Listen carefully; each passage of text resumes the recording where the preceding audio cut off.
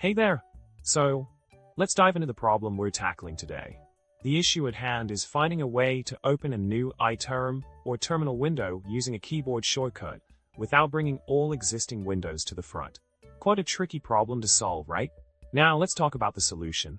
One approach is to create an AppleScript that leverages accessibility frameworks to access the right-click menu on the dock icon of Terminal.app. By doing this, you can mimic the behavior of creating a new window without disturbing the other windows. This script can then be saved as a service and assigned a global hotkey, providing a convenient workaround for the issue at hand. In addition, a more advanced method involves obtaining the window ID (WID) of the new window and utilizing SkyLight private methods to bring only the new window and its application to the front. While this method is a bit more intricate and hacky, it offers a more tailored solution for achieving the desired outcome.